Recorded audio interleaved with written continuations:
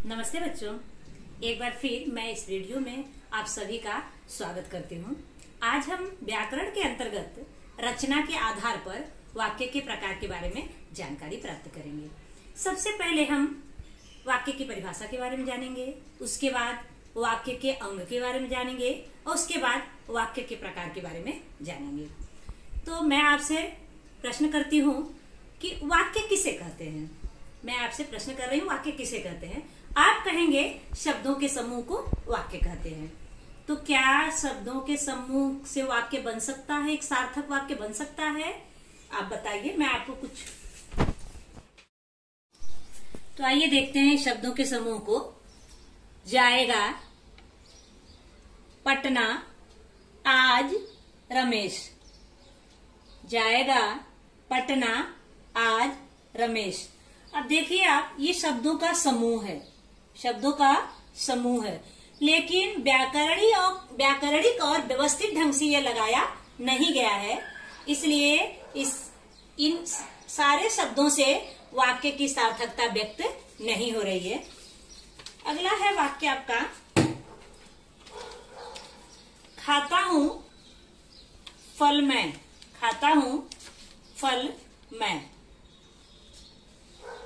ये भी देखिए, पहले क्रिया आया है, फिर क्या आया है, यहाँ पे कर्म आया है, फिर कर्ता आया है। जबकि व्याकरण की दृष्टि से पहले कर्ता आता है, फिर कर्म आता है और फिर क्रिया आती है, अर्थात ये भी सार्थक नहीं है।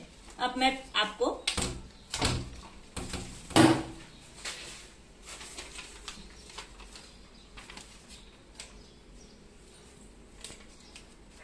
सार्थक शब्द दिखा रहे हैं यहाँ पे, आप देखेंगे। आज रमेश पटना जाएगा। आज रमेश पटना जाएगा। इस वाक्य से वाक्य की सार्थकता व्यक्त हो रही है कि रमेश नाम का एक लड़का है जो आज पटना जाने वाला है। इससे वाक्य की सार्थकता व्यक्त हो रही है। दूसरा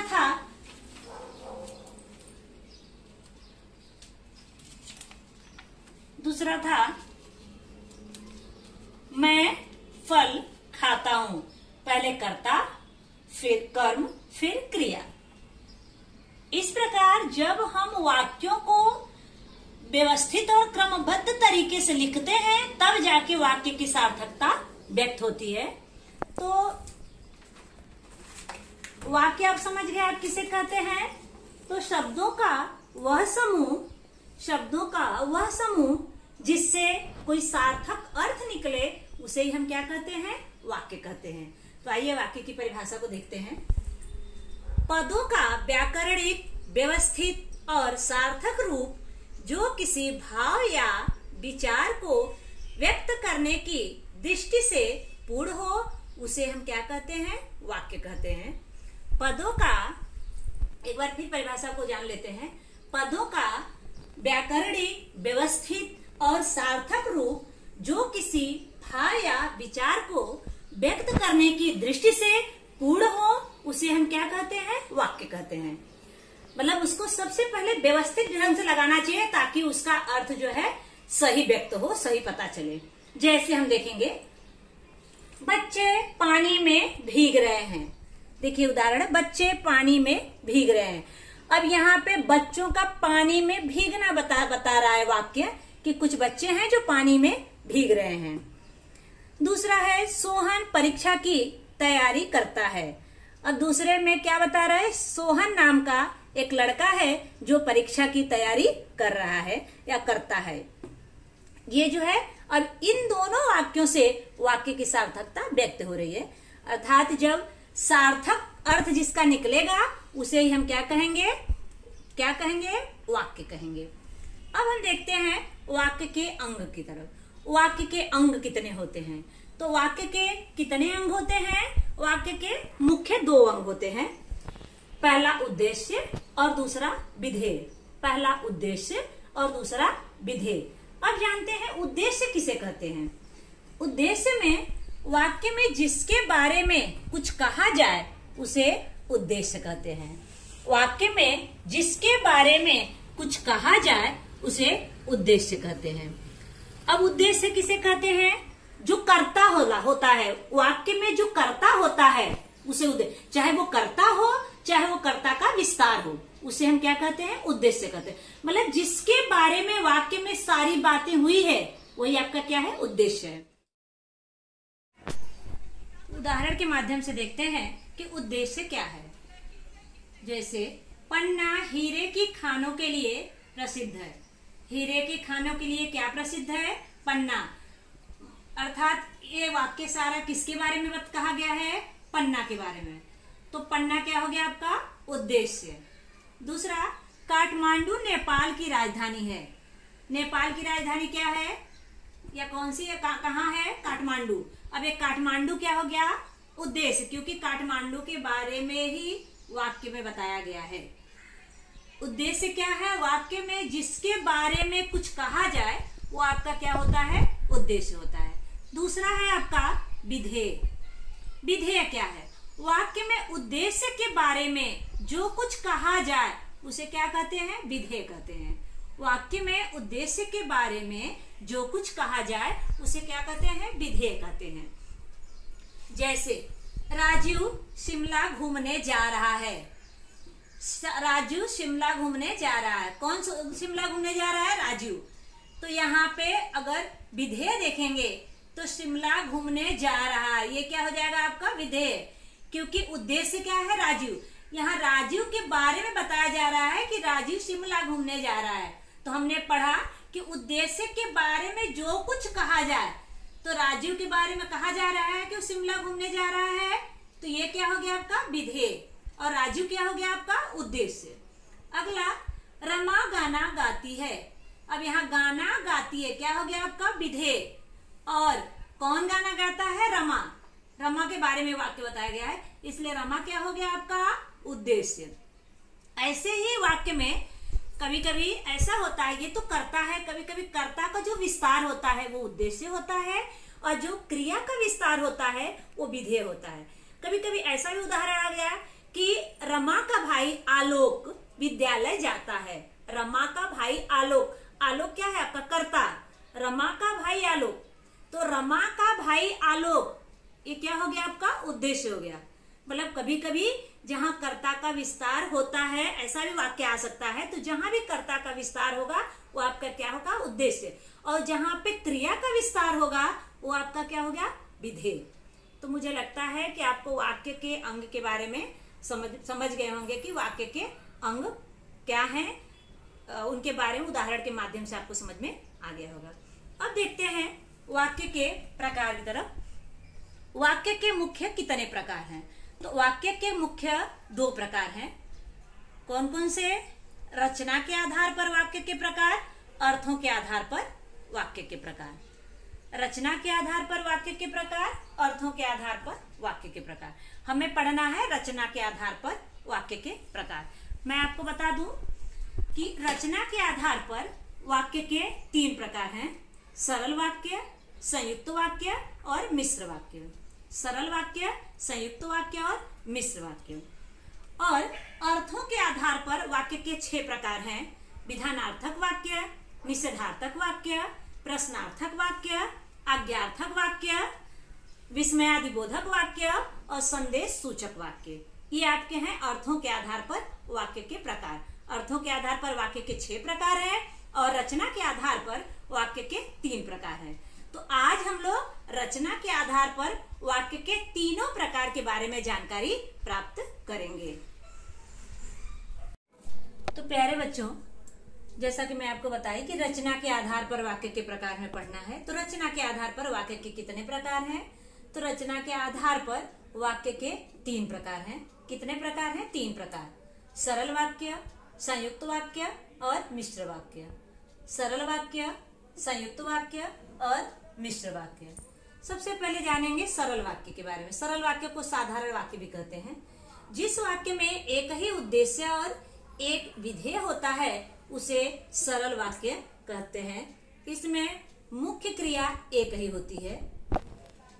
बता दूंगा आपको कि सरल वाक्य किसे कहते हैं। तो जिस वाक्य में एक ही उद्देश्य और एक विधेय होता है उसे सरल वाक्य कहते हैं। उसमें मुख्य क्रिया एक ही होती है। मुख्य क्रिया क्या होती है? जिससे कार्य की समाप्ति होती है। मुख्य क्रिया क्या होती है? जिससे कार्य की समाप्ति होती है। और उसमें यदि मुख्य क्रिया न लगी हो तो वाक्य जो है अर्थहीन हो जाता है। मुख्य क्रिया ना हो तो वाक्य अर्थहीन हो जाता है या वाक्य अर्थहीन माना जाता है, उसका कोई अर्थ नहीं निकलता है। जिस उदाहरण के माध्यम से देखते हैं, जैसे वह महात्मा है, चेतन क्रिकेट खेला, अनुराग घर जाता है। लोग इस वाक्य पर हंसते होंगे। मोहन जा रहा होगा, वह भोजन करता चला जा रहा था। आलोक रोटी खाकर विद्यालय जाता है। ये देखिए सब में अलग अलग दिखाई दे रहा है। थोड़ा सा क्रिया के बारे में सबसे पहले देखेंगे। पहले में वह महात्मा है, यहाँ पे महात्मा होने का बोध हो रहा है। वह हो गया आपका उद्देश्य और महात्मा क्या हो गया आपका विधेय। यहाँ पे मुख्य क्रिया क्या हो गई आपकी है। दूसरा है आपका चेतन क्रिकेट खेला। चेतन क्या हो गया आपका उद्देश्य और क्रिकेट खेला आपका क्या हो गया विधेय। और खेला क्या हो गया आपकी क्रिया। कौन सी क्रिया? मुख्य क्रिया, क्योंकि कार्य की समाप्ति इससे ही हो रही है। अगला है अनुराग घर जाता है। अनुराग क्या हो गया आपका उद्देश्य और घर जाता है क्या हो गया आपका विधेय। लेकिन आप देखेंगे यहाँ पे है था, यहाँ पे खेला, यहाँ पे जाता है। यहाँ पे मुख्य क्रिया क्या है? दो पदों में दी हुई है। मुख्य क्रिया दो पद, लेकिन कार्य एक ही हो रहा है। कार्य एक ही हो रहा है। दूसरा, लोग इस वाक्य पर हंसते होंगे। लोग इस वाक्य पर हंसते होंगे। अब यहाँ पे देखेंगे लोग उद्देश्य है, इस वाक्य पर हंसते होंगे विधेय है। अब हंसते होंगे यहाँ पे भी देखेंगे दो क्रिया है, हंसना और होना। हंसना और होना यहाँ पे दो क्रिया है, लेकिन ये भी क्या है आपकी मुख्य क्रिया है, दो पदों में दी गई है, क्योंकि एक ही कार्य हो रहा है, इसमें दो कार्य नहीं हो रहा है। अगला मोहन जा रहा होगा। मोहन क्या हो गया आपका उद्देश्य, जा रहा होगा आपका विधेय। मुख्य क्रिया को लेके देखते हैं तो जा रहा होगा, जाना, रहना और होना, ये आपका क्या हो गया? तीन हो गया। क्या है मुख्य क्रिया? तीन। मतलब अलग अलग पदों में लिखी जा सकती है, लेकिन किसी एक ही काम का होना यहाँ पे बताएगा या किसी एक ही काम का बोध कराएगा, वो होता है आपकी मुख्य क्रिया। वह भोजन करता चला जा रहा था। भोजन करता चला जा रहा था। अब ये देखेंगे यहाँ पे कितनी है मुख्य, यहाँ पे वह आपका उद्देश्य हो गया, भोजन करता चला जा रहा था आपका विधेय हो गया। और अगर क्रिया मुख्य क्रिया देखें तो करना, चलना, जाना, रहना और था, मतलब 1 2 3 4 5 पदों में मुख्य क्रिया है, लेकिन पांचों पदों में एक ही काम हो रहा है। पांचों पदों में एक ही का, जैसे वह भोजन किया और चला गया, करना और जाना, वो क्या हो जाएगा आपकी दो क्रिया हो जाएगी मुख्य क्रिया। लेकिन यहाँ पे क्या है मुख्य क्रिया एक ही है, करना, चलना, जाना, रहना और था, ये सारा बोध करा रहा है सिर्फ उसका, तो ये भी आपका क्या हो गया मुख्य क्रिया। आलोक रोटी खाकर विद्यालय जाता है। अब आप यहाँ देखेंगे कि दो बार आई ये क्रिया, आलोक रोटी खाकर विद्यालय जाता है। अब यहाँ पे खाकर आ गया है, बीच में आ गया है आपका विद्यालय जाता है। अब यहाँ पे देखेंगे ये जो खाकर बीच में आया है यह पूर्वकालिक क्रिया होती है। क्या होता है? ये पूर्वकालिक क्रिया होती है। पूर्वकालिक क्रिया को यदि निकाल भी दिया जाए तो भी अर्थ में कोई समस्या नहीं होती है, अर्थहीन वाक्य नहीं बनता है। यदि आलोक है, रोटी खाकर निकाल दिया जाए तो आलोक विद्यालय जाता है, मतलब पूर्वकालिक क्रिया यदि निकाल दिया जाए तो भी वाक्य अर्थपूर्ण होगा। लेकिन यदि जाता है, अगर ये जाना जाता है, यदि जाना है ये निकाल दिया जाए तो वाक्य क्या हो गया आपका अधूरा होता है। इस प्रकार है, खेला, जाता है, हंसते होंगे, जा रहा होगा, करता चला जा रहा था और जाता है, ये क्या है आपकी मुख्य क्रिया। ध्यान रखें जहां पर मुख्य क्रिया एक ही होगी वो क्या होगा आपका सरल वाक्य होगा। कर्ता भले एक से अधिक हो, लेकिन मुख्य क्रिया क्या होगी आपकी? एक ही होगी। वहां पे सरल वाक्य होगा। तो आपको समझ में आ गया सरल वाक्य कहाँ होगा, कैसे पहचानोगे? तो प्यारे बच्चों, अब देखेंगे वाक्य के दूसरे प्रकार, संयुक्त वाक्य। संयुक्त वाक्य किसे कहते हैं? दो या दो से अधिक सरल वाक्यों को जोड़ने से बने वाक्य को संयुक्त वाक्य कहते हैं। संयुक्त वाक्य किसे कहते हैं? दो या दो से अधिक सरल वाक्यों को जोड़ने से बने वाक्य को संयुक्त वाक्य कहते हैं। या इस तरह से भी कहते हैं कि दो स्वतंत्र वाक्यों को जोड़ने से बने वाक्य को संयुक्त वाक्य कहते हैं। दोनों स्वतंत्र है, यदि न जोड़ा जाए तो दोनों वाक्य अपने आप में पूरे होते हैं। आइए उदाहरण के माध्यम से हम देखते हैं। पहले ये देखते हैं कि किन संयोजक या किन योजक उन वाक्यों को जोड़ा जाता है। तो देखते हैं, इसमें किंतु, परंतु, और, तथा, इसलिए, अथवा, अन्यथा इत्यादि योजक शब्दों का प्रयोग किया जाता है इन वाक्यों को जोड़ने के लिए। कौन से वाक्य को? संयुक्त वाक्य को जोड़ने के लिए कौन कौन से योजक शब्द का? किंतु, परंतु, और, तथा, इसलिए, अथवा, अन्यथा इत्यादि योजक शब्दों का प्रयोग किया जाता है। अब उदाहरण के माध्यम से हम देखेंगे। जैसे राम को बुखार था इसलिए वह विद्यालय न जा सका। अगला, वह बाजार गया और उसने सामान खरीदा। अगला, मजदूर मेहनत करता है परंतु उसे लाभ नहीं मिलता। अगला, मैंने उसकी बहुत प्रतीक्षा की किंतु वह समय पर नहीं आया। अगला, बरसात आ गई वरना मैं जीत जाती। अगला, बादल घिरे तथा अंधेरा छा गया। अगला, क्या सोचा था क्या हो गया। अगला, वह सोया रहा इसलिए गाड़ी न पकड़ सका। चलिए एक एक के बारे में व्याख्या करते हैं। सबसे पहला देखते हैं, राम को बुखार था। ये भी देखेंगे तो ये भी आपका एक स्वतंत्र वाक्य है। स्वतंत्र वाक्य है, सरल वाक्य। ये आपका एक राम को बुखार था अपने आप में स्वतंत्र है, ये किसी पे निर्भर नहीं है। इसलिए वह विद्यालय न जा सका। वह विद्यालय न जा सका, ये भी अपने आप में क्या है? पूरा वाक्य है। मतलब ये दोनों क्या है? वाक्य स्वतंत्र वाक्य हैं। जोड़ने का काम कौन किया है? योजक शब्द इसलिए। अगला, वह बाजार गया और उसने सामान खरीदा। अब देखिए, वह बाजार गया ये भी स्वतंत्र वाक्य है, उसने सामान खरीदा ये भी स्वतंत्र वाक्य है। और योजक शब्दों द्वारा इसको क्या किया गया है? जोड़ा गया है। अगला, मजदूर मेहनत करता है परंतु उसे लाभ नहीं मिलता। अब देखिए, मजदूर मेहनत करता है, उसे लाभ नहीं मिलता। ये दोनों अपने आप में क्या है? स्वतंत्र वाक्य हैं। उसे लाभ नहीं मिलता, मजदूर मेहनत करता है। परंतु ये संयोजक या योजक शब्द हैं, इसके द्वारा हम इन स्वतंत्र वाक्यों को जोड़ने का काम किए हैं। अगला, मैंने उसकी बहुत प्रतीक्षा की किंतु वह समय पर नहीं आया। मैंने उसकी बहुत प्रतीक्षा की, ये क्या हो गया आपका? एक स्वतंत्र वाक्य होगा। किंतु योजक शब्द है ये। वह समय पर नहीं आया, ये क्या हो गया? दूसरा आपका क्या हो गया? ये स्वतंत्र वाक्य। यानी दो सरल या दो स्वतंत्र वाक्यों को जोड़ने का काम कौन किया है? किंतु। किंतु क्या है आपका? योजक शब्द। अगला, बरसात आ गई वरना मैं जीत जाती। बरसात आ गई ये भी स्वतंत्र है, मैं जीत जाती ये भी स्वतंत्र है। वरना योजक शब्दों द्वारा इसको जोड़ने का काम किया गया है। अगला, बादल घिरे तथा अंधेरा छा गया। अब बादल का घिरना अपने आप में स्वतंत्र है, अंधेरा का छा जाना अपने आप में स्वतंत्र है, तथा योजक शब्दों द्वारा इसको जोड़ने का काम किया गया है। अब देखिए यहाँ पे अगला है, थोड़ा अलग है।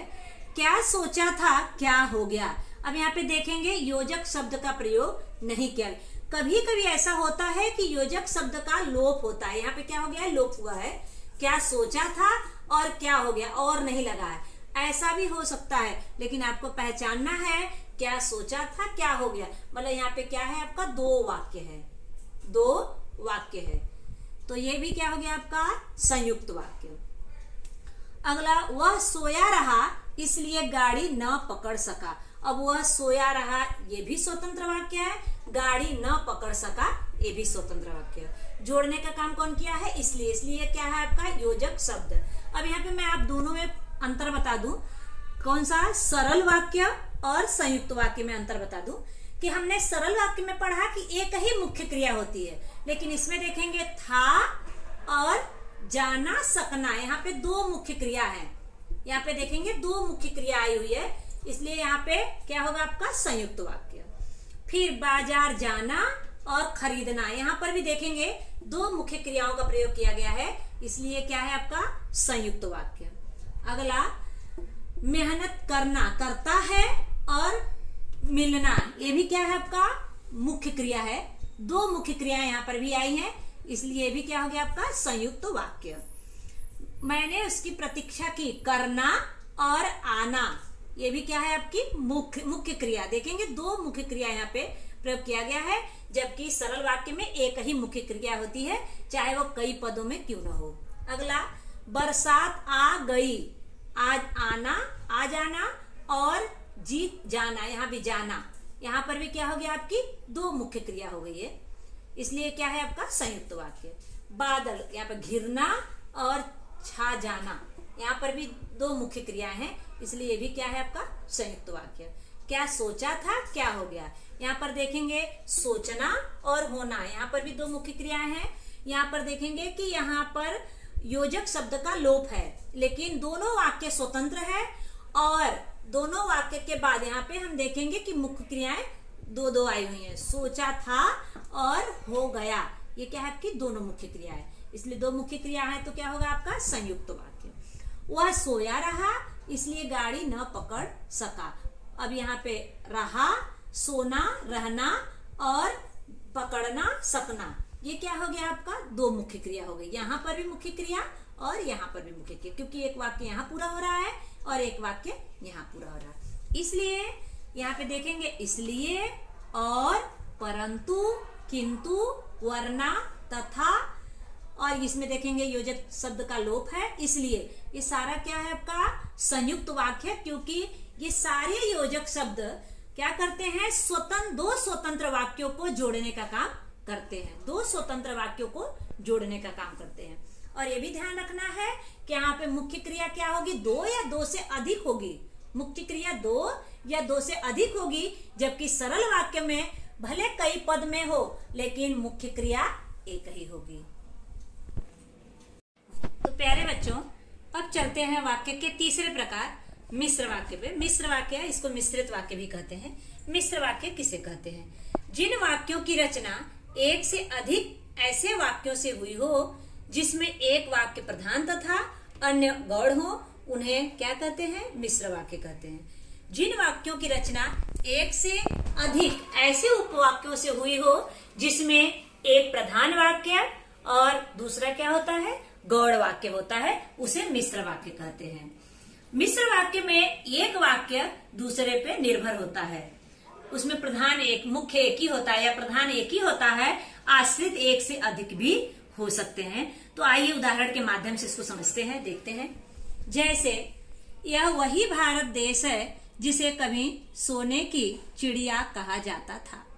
मालिक ने कहा कि कल छुट्टी रहेगी।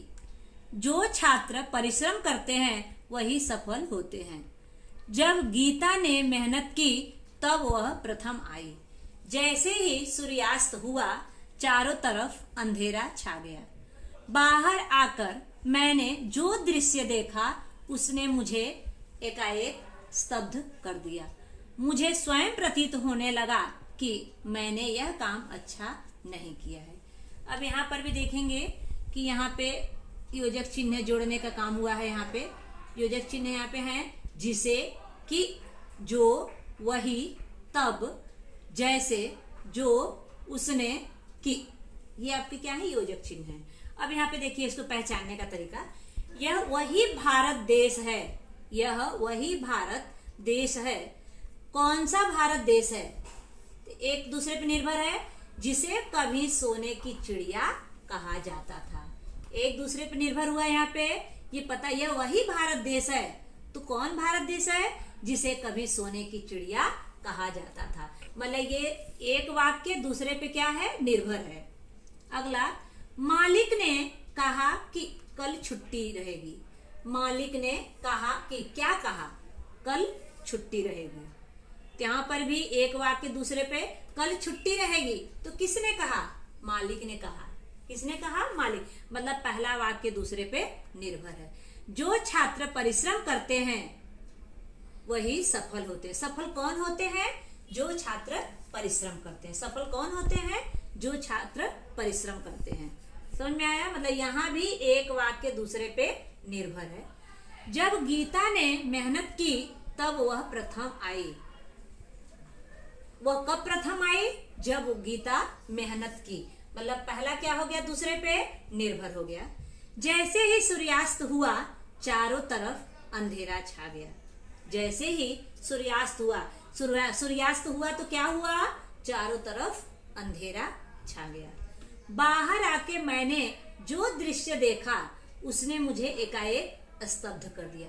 मैं स्तब्ध क्यों हुआ? क्योंकि बाहर आकर मैंने कुछ ऐसा दृश्य देखा जिसको देखकर मैं क्या हो गया? स्तब्ध हो गया। मतलब यहाँ भी एक वाक्य दूसरे पे निर्भर है। मुझे स्वयं प्रतीत होने लगा कि मैंने यह काम अच्छा नहीं किया है। मुझे स्वयं प्रतीत होने लगा, मुझे ये प्रतीत हो रहा है। क्या प्रतीत हो रहा है? कि मैंने यह काम अच्छा नहीं किया। मतलब यहाँ भी पहला वाक्य दूसरे पे निर्भर है। इसमें अब देखिए यहाँ पे पहचान है, उसमें जो, कि, क्योंकि, ताकि, वही, तब, जैसे इत्यादि ऐसे शब्द आते हैं। जो, सो, वही इत्यादि ऐसे शब्द आते हैं तो हमें समझ जाना है कि वो कौन सा वाक्य है? मिश्र वाक्य है या मिश्रित वाक्य है। और इसको समझने के लिए ये भी जानना जरूरी है कि यहाँ पे एक वाक्य दूसरे पे निर्भर है। तो प्यारे बच्चों, आइए एक बार रिवाइज कर लेते हैं कि हम लोगों ने क्या क्या जानकारी प्राप्त की। तो आज हम लोग सबसे पहले वाक्य की परिभाषा के बारे में जाना कि वाक्य किसे कहते हैं।